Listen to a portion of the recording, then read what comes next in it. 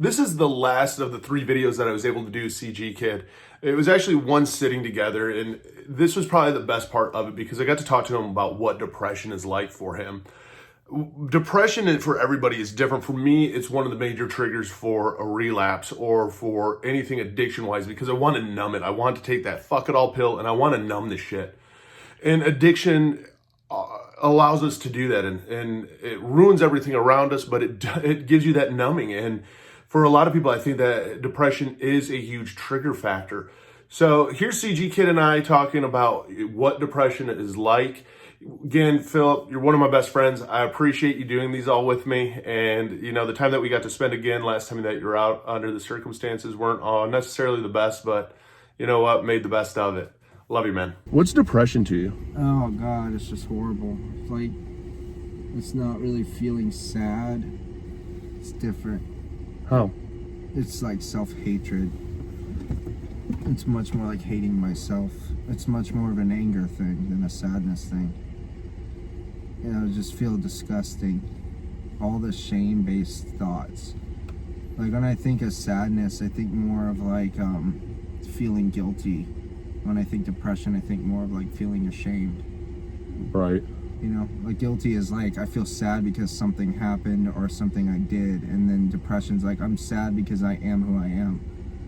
You know? Right. So it's like constant, and it feels like a lot of inner tension. Like it's sad, it's being upset about the past and scared of the future, and it comes down to like I'm more afraid of living than I am of dying.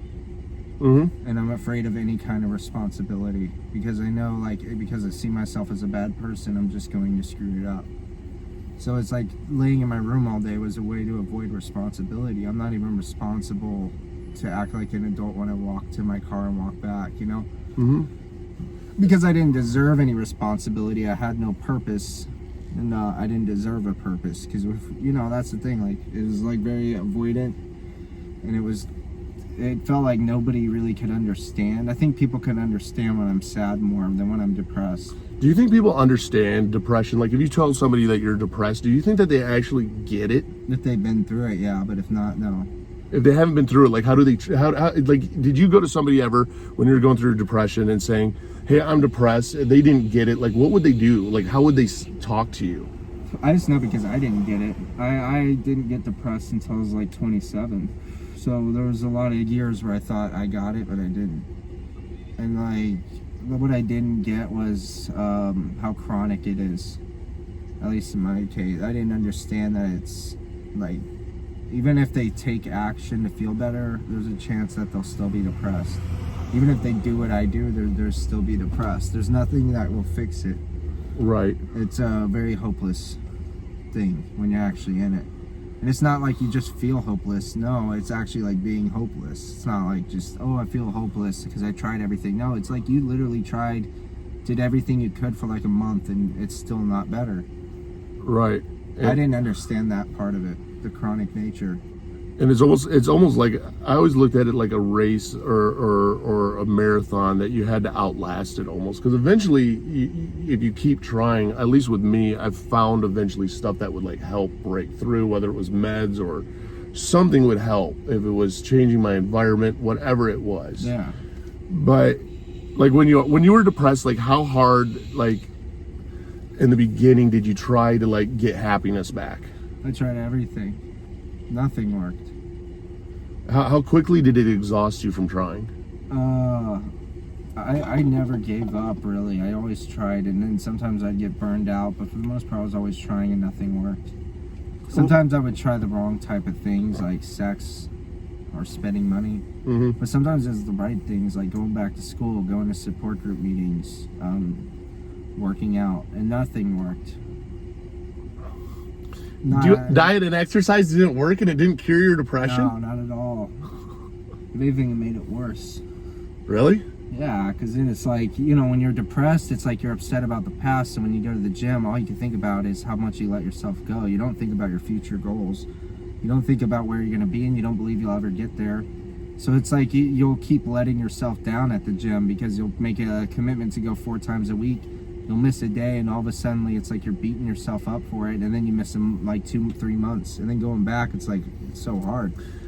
And then you go back and you're weaker than when you left, so you're like even fucking worse because you didn't notice the progress that you People had that say made. diet and exercise cure depression in all cases are so fucking ignorant. I just want to bitch slap them like Rick James and have sex with their wives. I'm just being like. No, I get it. People are just sick. People are moralistic. They have moral superiority and the self-justified anger coming out the ass. The more you get sober and recovery and work with addicts, the more you see it. And that's exactly what those people are coming from. Right. The reason that they go to the gym is not to feel good, it's to be better. Right. Be better than other people. And then so they get this moral superiority and this self-justified, I have the right to see your problems and ignore all mine, and I'm better than you, just do this and you'll be like me. Right. Never stop to think that somebody might not want to be like them. Right. You know? No, I do. Yeah, that shit annoys me. The like when you like, I think people sometimes think, like, because I know I used to think like happiness is just gonna come, like I'm gonna wake up one day and just be happy, my depression's gonna be gone. Like when you started noticing depression like leaving you, I mean, was it like overnight or was it like bit by bit, or what was it like? I had to make a drastic change. I had to leave the state and go to a rehab for 30, like a long time. So like I had to be a drastic change. Mm-hmm. That to me was, I had to hit bottom before I was willing to change that much. Yeah.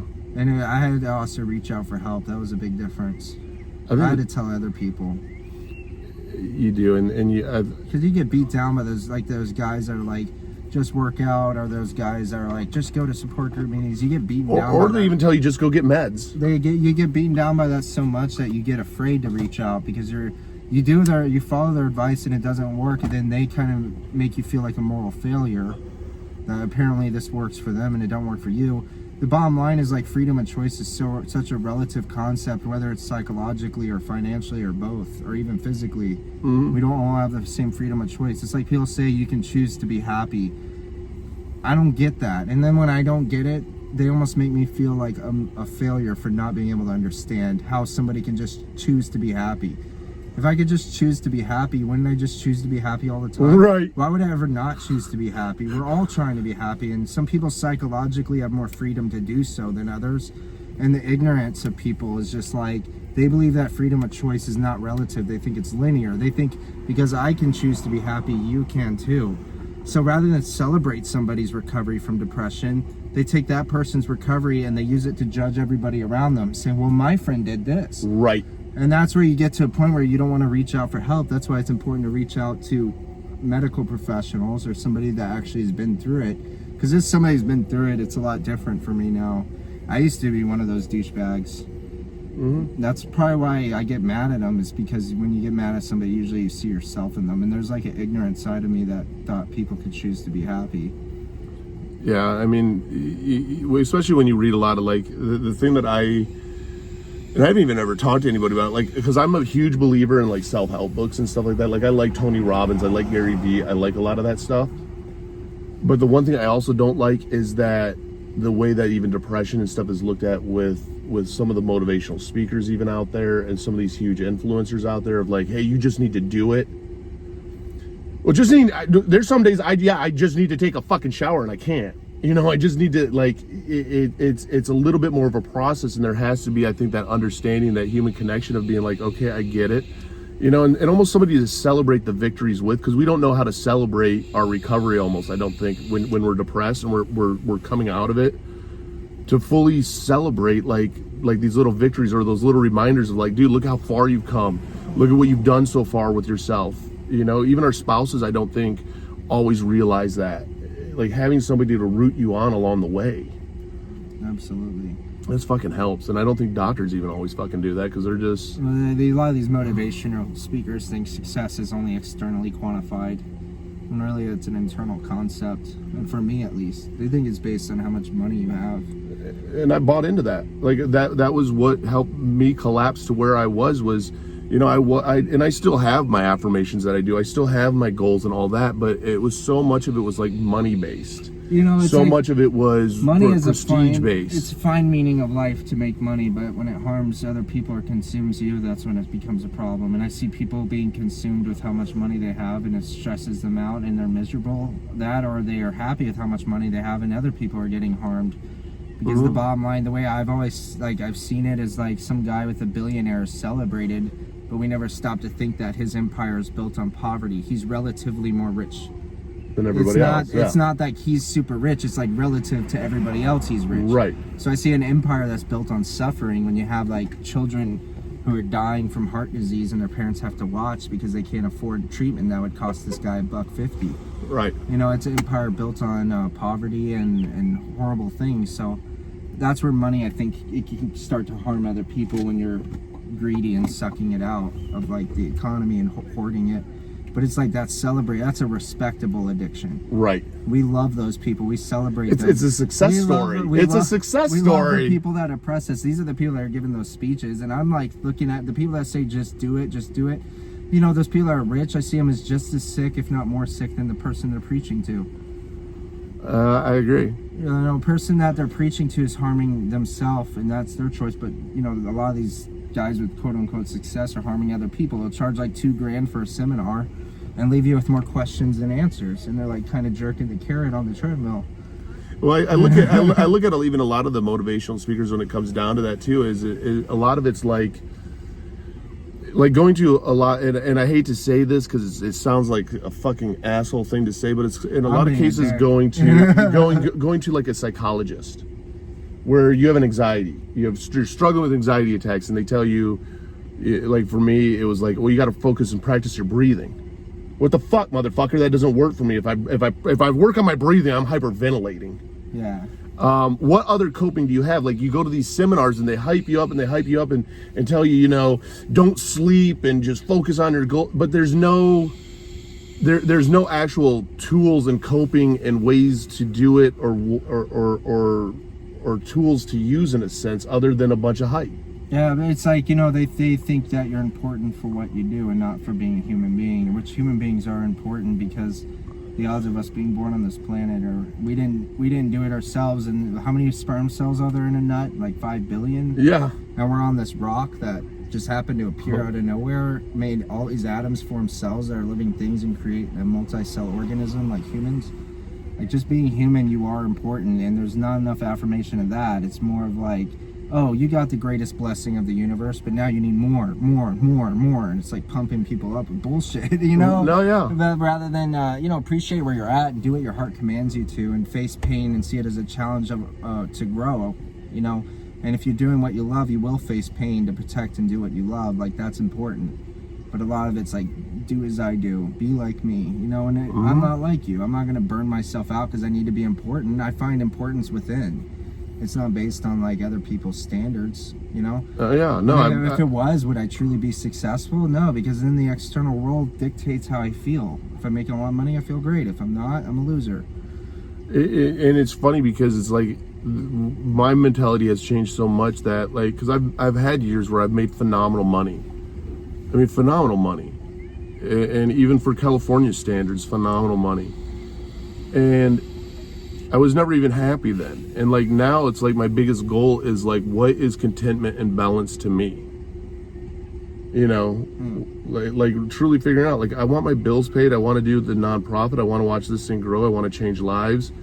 I want to leave a footprint. I'd rather do that than, hey, guess what? I just made $1 million this year. Or, you know, I bought 2 more houses, or look at my BMW. Or, you know what I mean? Like the materialistic objects don't fill any of those fucking voids. That's me with depression. It's fame and money didn't help me. It made it worse. I mean, I look back right now, I'm probably struggling financially the worst I ever have in my life. Internally happy though is almost the happiest I've ever been. Like fulfillment wise, like going to bed and actually feeling good in my soul. Of where like my depressive episodes, when I used to get really depressive episodes, they would last for weeks on end. And you had money. And I had tons of money. And now my depressive episodes still come, but it might last for a day or 2 days max. Yeah. And they're not as intense as they once were. I mean, when it came down to me wanting to take my life, it was because I lost walked away and lost a well-paying job, and it was all money driven up here and being a burden financially, and everything in my head was financial. And fuck. If you haven't clicked that like and subscribe button, click the like and subscribe button. It was great to be able to do this with Philip and to be able to share, our talks about what depression is like and just fighting through everyday life, because that's what it's about. I even started a nonprofit called Driven Together, bridges the gap between therapy and a crisis hotline of sharing experiences, tools, resources for anybody out there struggling. I mean, down below, even I have affiliate links to anything on Amazon that I use to help cope with, like fidget spinners, fidget cubes. I even have a link to BetterHelp if you want to try online therapy, because it's trial and error to find out what works for you. We're all different, but it's about fighting through every single day and knowing that you're worth it. I also have links to all the different social media, along with the mental health discords. So, you know what? Remind yourself that you're a BAMF. You're a badass motherfucker, that you've made it through 100% of your worst days to make it through 2 today. And that we got this. Hit that like and subscribe button, and let's do this together.